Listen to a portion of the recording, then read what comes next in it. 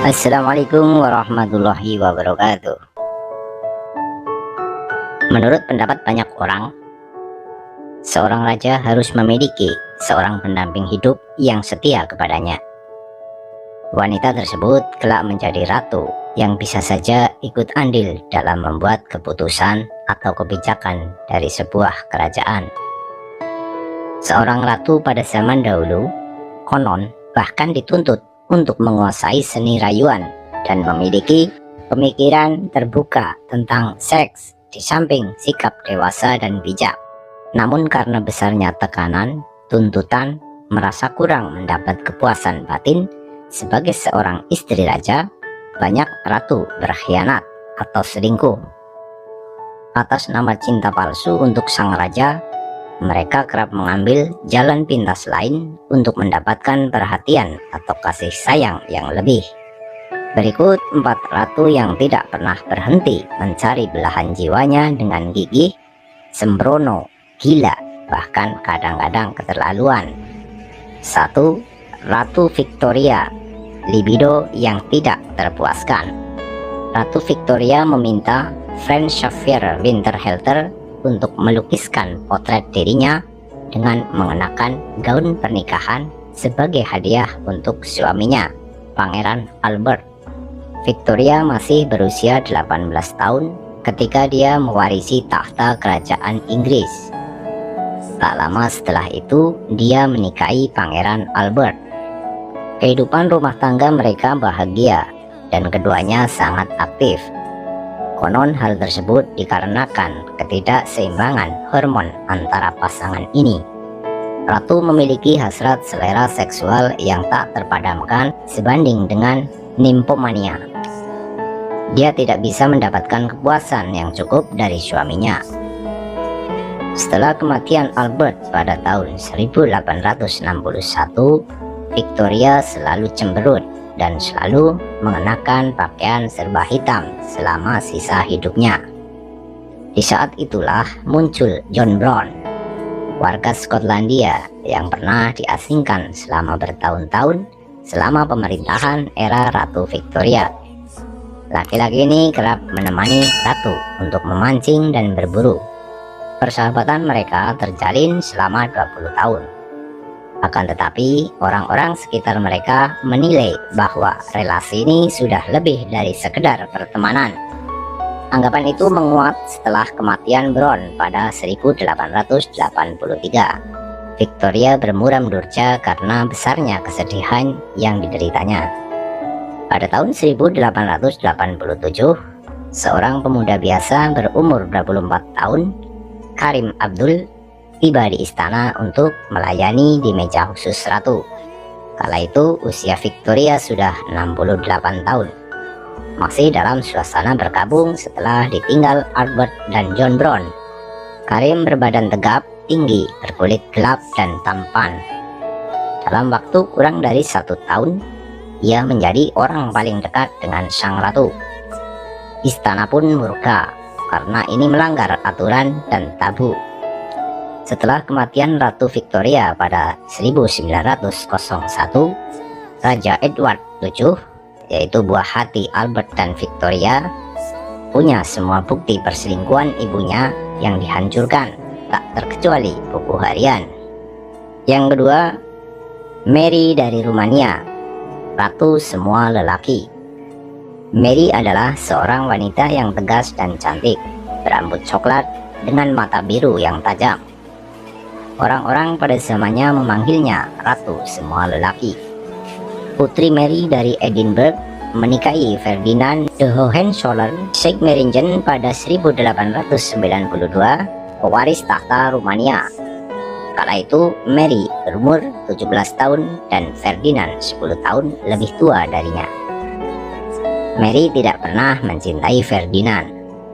Sebaliknya, dia amat membenci sang suami. Selama hidup, Mary melahirkan 6 anak. Namun, tidak semua bayi ini berasal dari perkawinan dengan Ferdinand. Orang-orang tidak bisa berhenti bergosip tentang perselingkuhannya dengan utusan Jerman, anggota Polandia, dan politisi Rumania. Ferdinand sendiri sadar akan kecerobohannya, tetapi memilih untuk menutup mata sebab terlanjur cinta. Anak perempuan kedua Mary, Mary Magnan, merupakan buah dari hubungan gelap dengan seorang petugas keamanan kerajaan, Zizi Santacusino.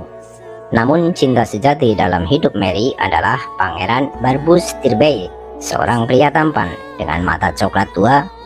Sementara itu, Ileana dan Mircea, anak bungsu, diduga merupakan hasil perselingkuhan ini, karena keduanya mirip sekali dengan Tirbay. Anak laki-laki Mary, Charles II, mengasingkan Tirbay untuk mengakhiri perselingkuhan tersebut. Dalam surat-surat yang dituliskan Mary selama pengasingan untuk Tirbay, dia mengaku putus asa, terus menangis dan patah hati. Sebagai balasan, Tirbay selalu menjawab surat-surat Mary dengan penuh gairah dengan mencantumkan 5 huruf ILYMM atau I love you my Mary. 3. Mary Antoinette, si Nyonya Defisit.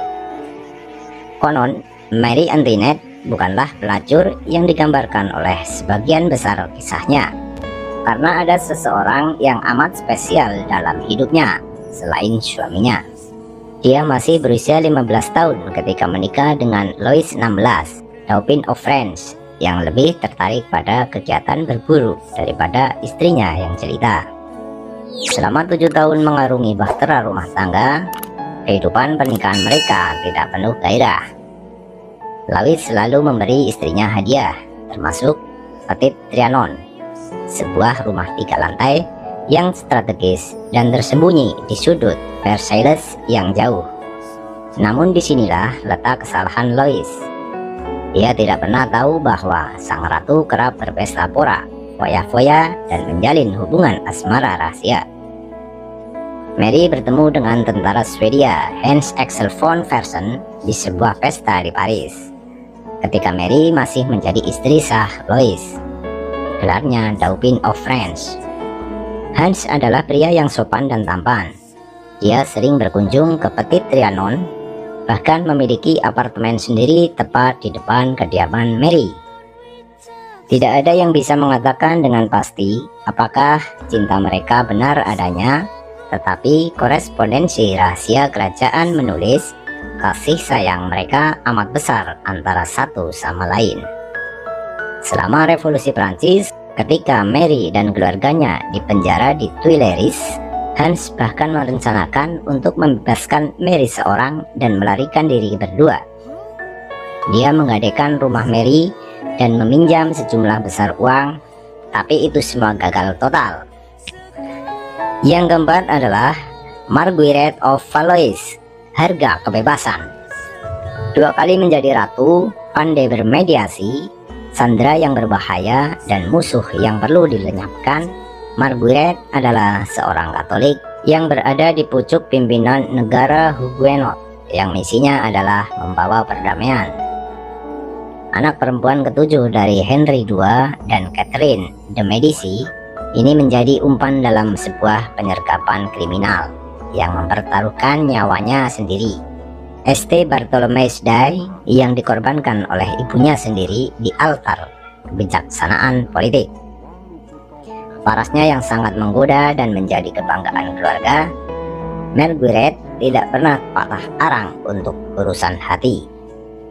Dia membenci pernikahannya dengan Henry III of Navarre atau Henry IV dari Prancis, dan mereka berdua memiliki kekasih.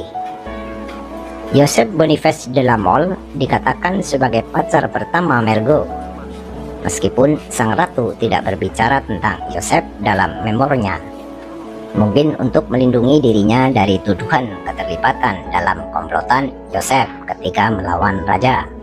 Kemudian dia bertemu Louis de Bassy de Amboise yang dianggapnya berpenampilan oke. Namun keduanya tidak memiliki hubungan spesial yang jauh.